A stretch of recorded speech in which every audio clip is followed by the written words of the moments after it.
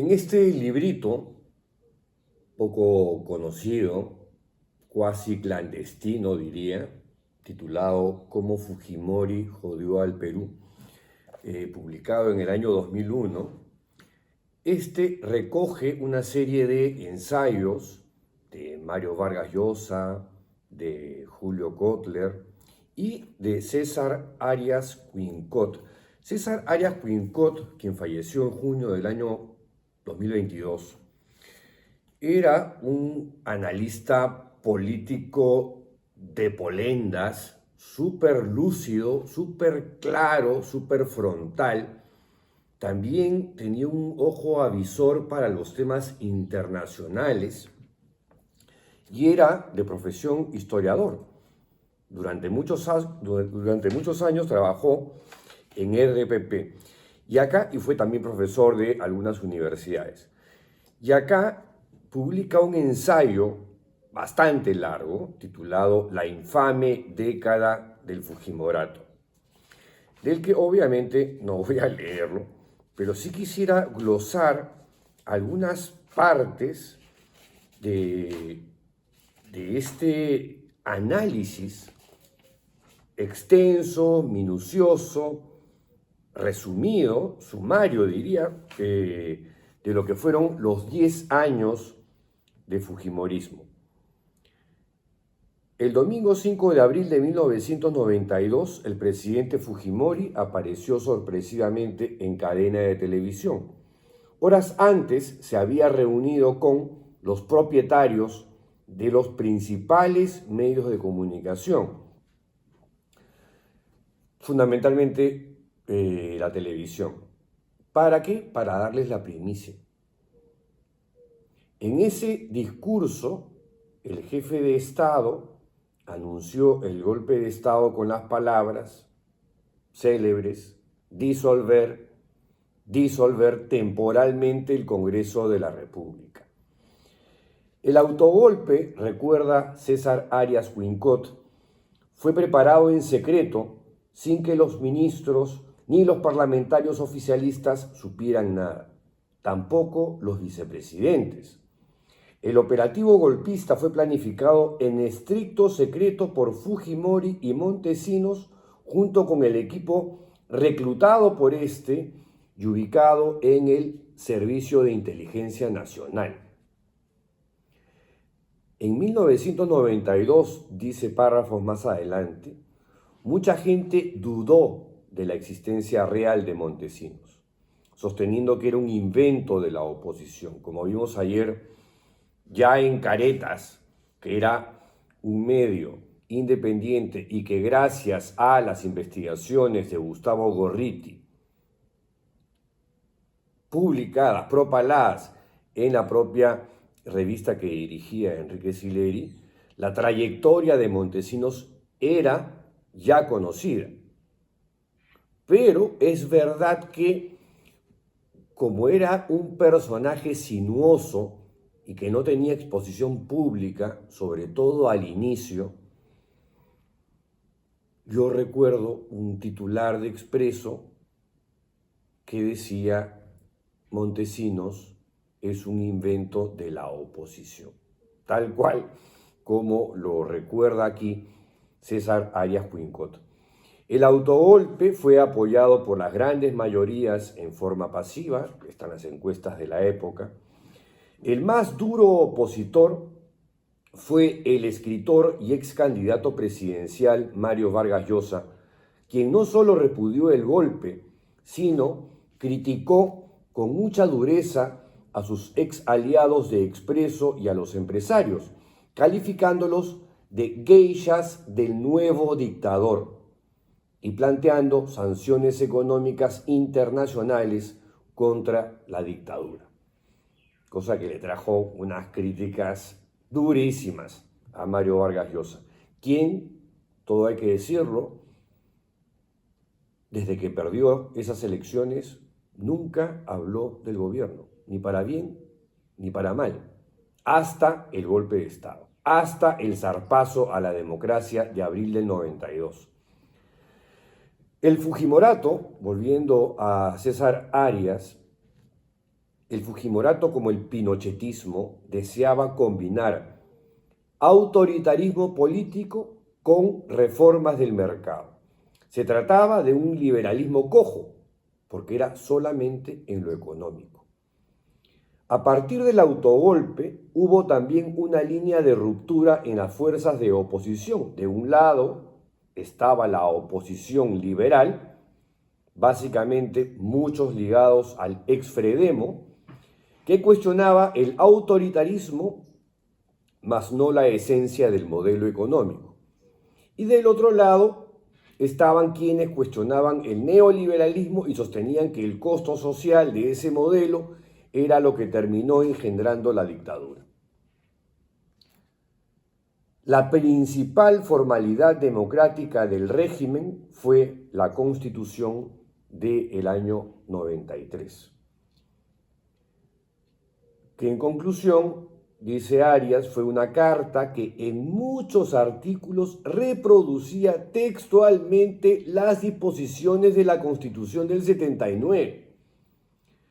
Fue una carta que eliminó derechos sociales, sacralizó el neoliberalismo, reforzó el poder presidencial e impuso la reelección inmediata. Pese a todo esto, dice Arias Wincott, que fue muy crítico del régimen de Fujimori, no se trató de una constitución dictatorial o totalitaria.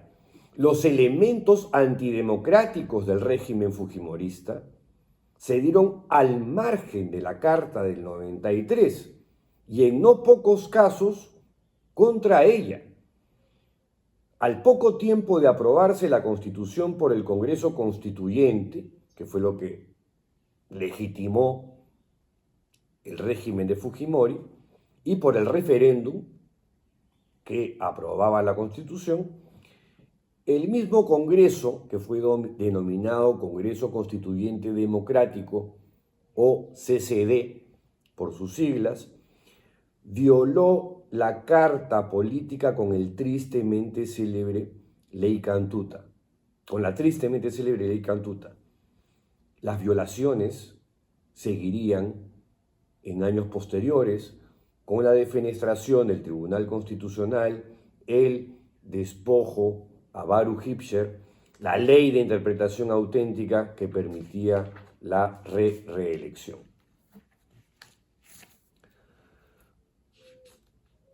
Y luego menciona a Arias Wincott como el régimen autocrático de Fujimori comienza a cooptar las principales instituciones del país, las instituciones tutelares, para manejarlas y a partir de ese control hacer lo que le salga del forro.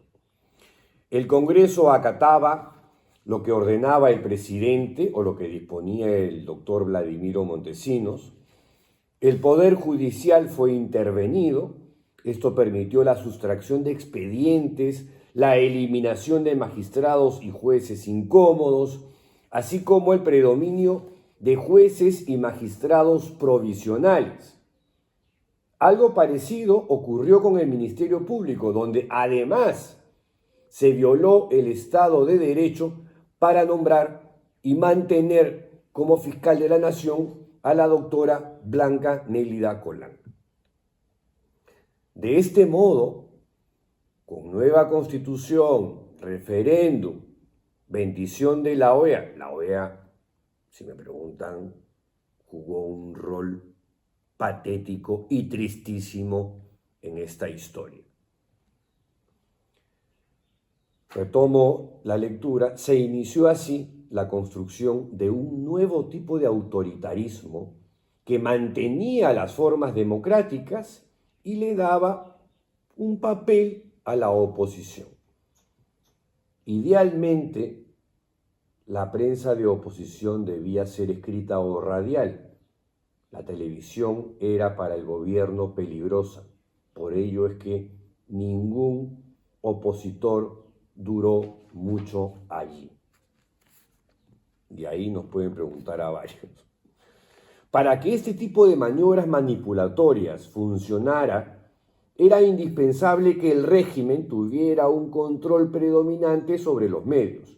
Esto se logró, pero de una manera hábil y sutil, de modo que en apariencia existía una irrestricta libertad de expresión. En verdad, añade César Arias Quincot, cualquier observador foráneo difícilmente admitiría que se manipulaba la información, porque había múltiples diarios y revistas, una notable pluralidad de informativos radiales y, lo más importante, muchos de estos medios eran abiertos y radicales críticos del Fujimorato. Durante el Fujimorato, lo primero fue el control de la televisión, es decir, del medio más impactante, y se empezó por los canales con más audiencia y llegada nacional.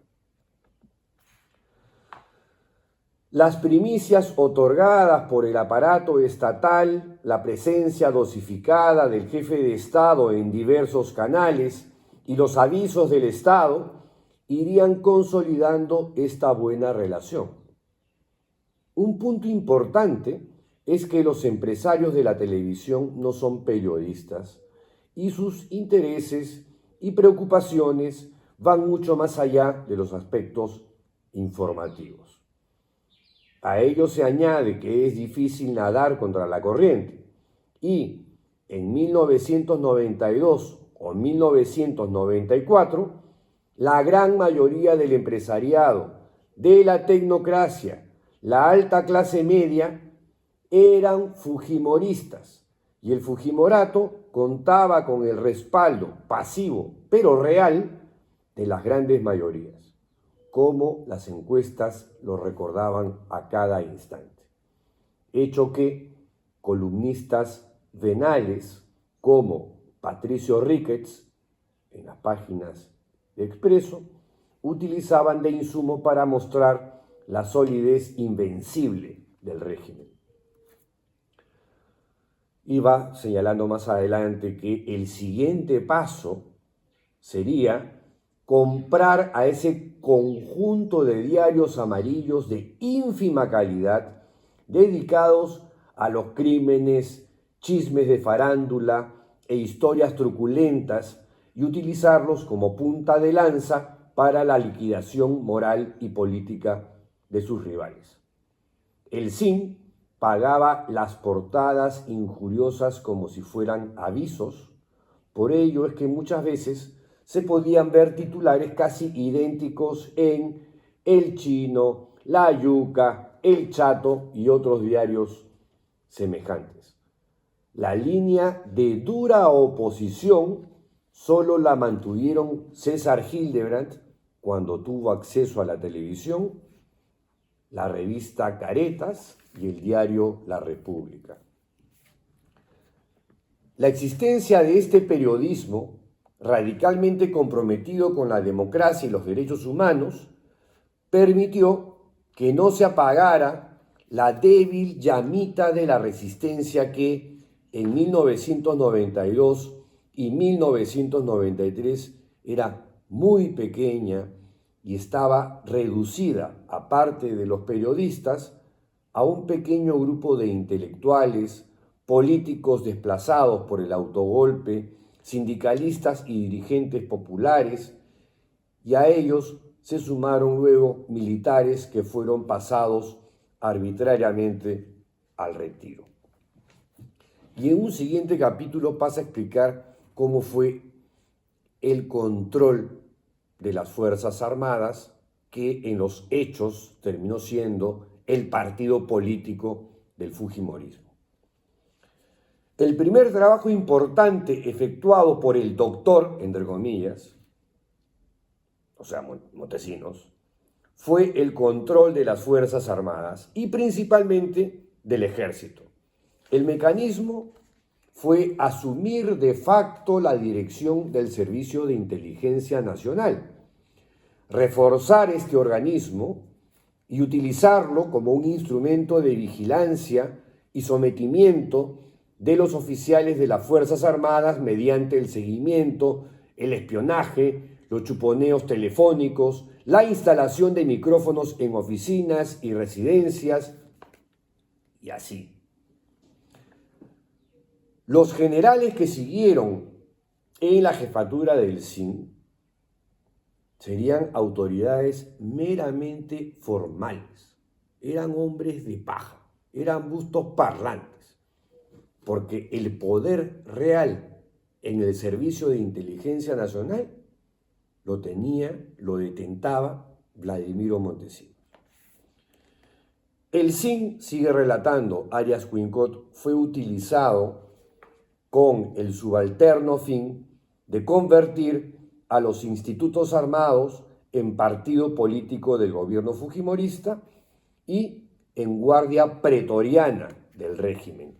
Nunca en la historia del Perú ocurrió un hecho tan patético como aquel que protagonizó, por ejemplo, un comandante de la primera región militar, sorprendido repartiendo personalmente almanaques de propaganda para la reelección del ingeniero Fujimori en la campaña del 95.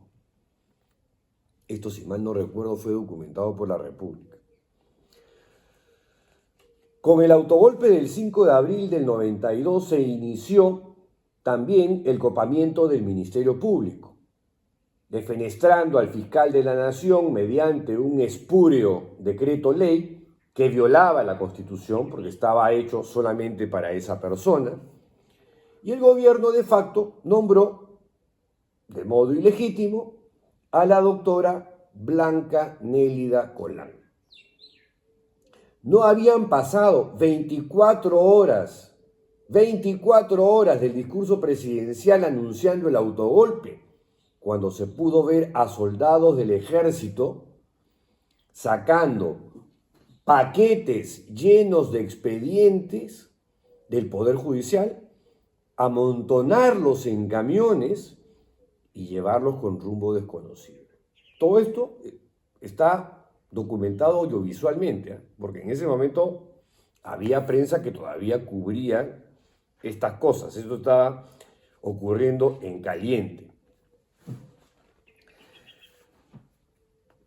En esta política, va tratando de explicar ya el contexto que se va agudizando y consolidando con el tiempo, el régimen tuvo importantes aliados. El primero de ellos fue el ala conservadora de la Iglesia, liderada por Monseñor Cipriani, del Opus Dei, cuya locuacidad contra los críticos del régimen y en favor de las medidas autoritarias y antidemocráticas jugó un rol muy importante en la satanización de los defensores de los derechos humanos. Recordemos, para los que todavía algo nos acordamos de esa época, las campañas previas, psicológicas, sobre lo que podía venirse y venían directamente de parte del Ejecutivo, ¿no? Esta campaña de demolición se centró. El Congreso era el reino de lo que llamó Fujimori la partidocracia. Las ONGs que defendían los derechos humanos, como hasta el día de hoy, defensoras de los terroristas, ¿no? Los jueces, en un discurso, Fujimori los llamó chacales. A los diplomáticos homosexuales y a los medios de comunicación en general, todos estaban movidos por el narcotráfico. Claro, era parte de la prédica para desacreditar y que algunos ingenuos se las creyeron, ¿no? El régimen parecía sentir un olímpico desprecio por las instituciones del Perú. Las dictaduras siempre difunden la animadversión hacia la política. Y claro, luego también llega el tema de la corrupción en este, como les digo, exhaustivo, profuso y extensísimo ensayo de César Arias Wincott, uno de los analistas políticos más brillantes que hemos tenido. Solo un pueblo ingenuo y con reflejos autoritarios se pudo tragar una rueda de molino como esa del dictador que moraliza. No hubo golpe en la historia latinoamericana que no invocara la corrupción y la necesidad de moralizar el país para justificar sus ilegítimas acciones. La historia ha mostrado una y otra vez que las dictaduras engendraron mayor corrupción que la existente en los regímenes democráticos. Casi nadie pensó sensatamente porque desde 1987, con Alan García, la gran mayoría estaba deseando un Pinochet, inspirada en una mitológica visión del dictador chileno. Y bueno, lo cierto es que se construyó bajo el régimen de Fujimori una sofisticada red de corrupción que tenía dos ejes principales en un momento: el dinero del narcotráfico y los negociados ligados a la compra de armas. En agosto del 96, poco tiempo después de la reelección del presidente Fujimori, el Congreso aprobó la Ley de Interpretación Auténtica, promulgada luego con sorprendente celeridad por el mismísimo Fujimori. El año 97, cuenta César Arias, fue un año decisivo, fue un año definitivo, fue un año en el que la gente comenzó a tomar un poquito de conciencia. Oye, aquí están pasando cosas raras, ¿no? Acá ya el exceso de control es casi total. Esto democracia no es. En ese año, el Congreso, por ejemplo, destituyó a 3 magistrados del Tribunal Constitucional.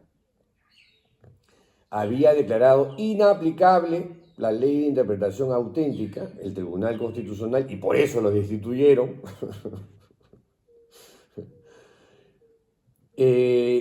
Despojaron de su nacionalidad a Baruch Hipcher y le quitaron su canal de televisión, Frecuencia Latina. Y de ahí habla de cómo el rescate de los rehenes mediante la operación Chavín de Huántar le volvió a dar un aire, un respiro al jefe de Estado, ¿no? Porque volvió a elevar su popularidad. Lo que empezó a mostrar la coyuntura del 97 es que a un régimen autoritario que copa poderes e instituciones no se le puede combatir del mismo modo que a los gobiernos normales.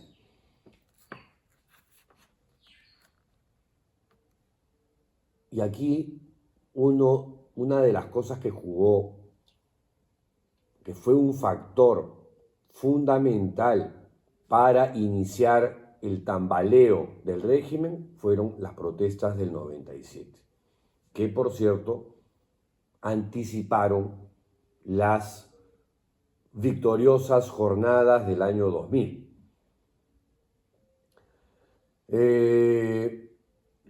Porque claro, dice ya en el 97, en ese momento empezaba a ser claro un asunto fundamental. Si el Fujimorato era una dictadura, no se la derrotaría con elecciones ni a través del Congreso, sino en las calles y plazas.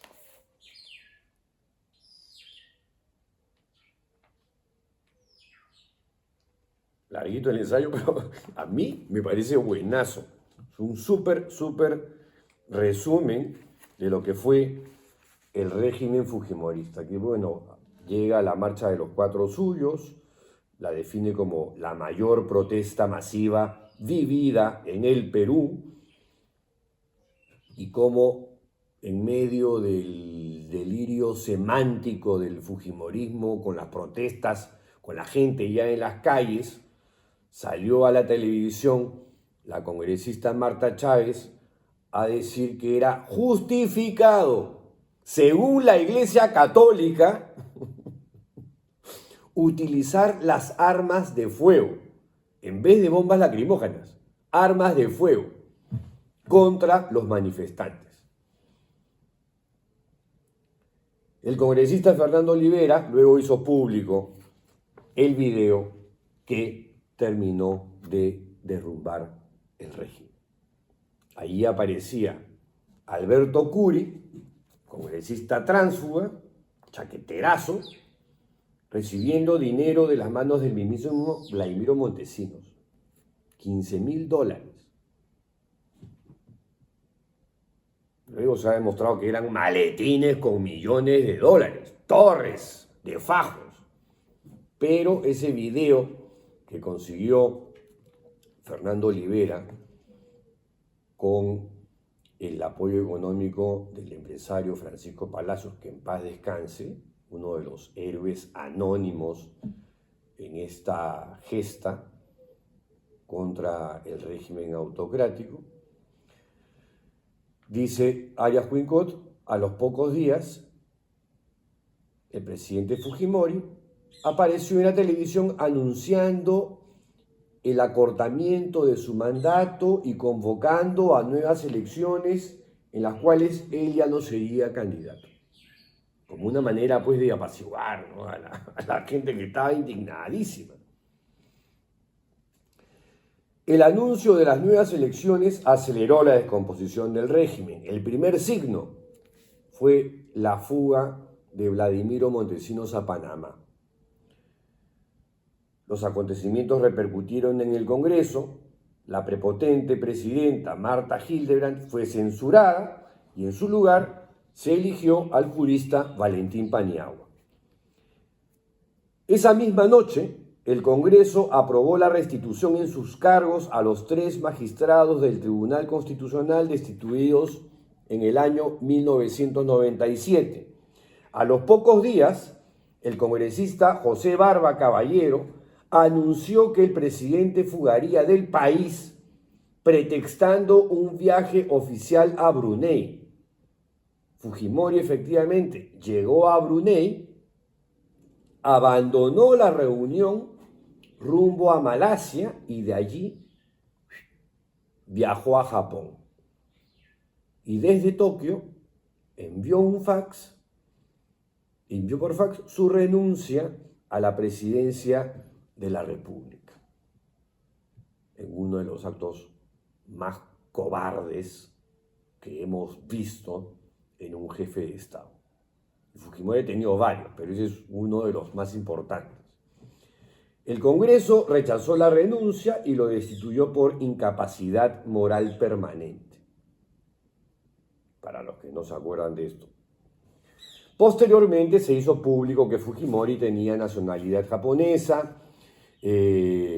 La presión de la opinión pública y los medios de comunicación condujeron a la renuncia del segundo vicepresidente. El primer vicepresidente, Francisco Tudela, ya había renunciado, y ello abrió el camino para que el presidente del Congreso, Valentín Paniagua, asumiera la presidencia de un gobierno provisional cuya principal tarea sería convocar a unas elecciones realmente democráticas. Y de este modo se derrumbó, sin mayores violencias, un régimen autoritario y corrupto que había logrado copar vía la corrupción, intimidación y el manejo psicosocial a la sociedad peruana. El régimen cayó sin guerra civil ni lucha armada. Unas palabras finales merecen los periodistas, dice Arias Huincot ya al final, en los últimos 2 párrafos de su ensayo brillante. En el Perú de los 90, En el periodismo hubo de todo. Desde aquellos que se dedicaron a lo light y miraron a otro lado, que no fueron pocos, hasta quienes se comprometieron a fondo en la lucha por rescatar las libertades y el Estado de Derecho, que por suerte tampoco fueron pocos. Hubo también aquellos que hicieron amarillismo mercenario, recibiendo dinero del SIN a cambio de portadas infamantes. También aquellos que defendieron tesis como el autosecuestro, la autotortura o el casi imposible autoserruchamiento del brazo de uno de los trabajadores del Congreso. Los diarios La República y Liberación, el primero, desde el 6 de abril de 1992, con sus columnas en blanco por la censura, y más adelante con sus excelentes investigaciones, y el segundo, Liberación, en los meses finales del régimen, como respuesta de César Hildebrand a la cerrazón de una televisión cautiva. La revista Sí, cuando la dirigió Ricardo Uceda y Edmundo Cruz, descubrió las fosas de la Cantuta. La revista Caretas, con su estilo irreverente y muy limeño. El Comercio, que supo defender principios y descubrió la gigantesca falsificación de firmas y dio a luz a Canal N, el único bastión de periodismo informativo en una televisión sojuzgada.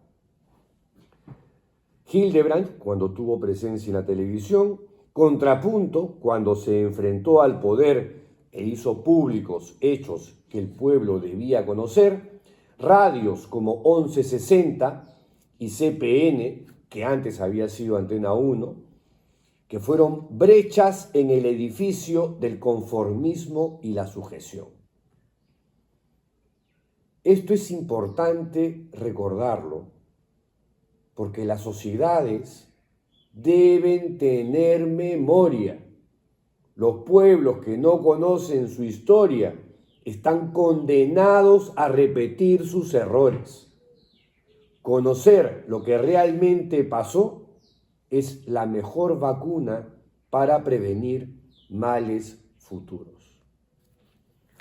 Hasta mañana, si la tolerancia lo permite. ¡Chao!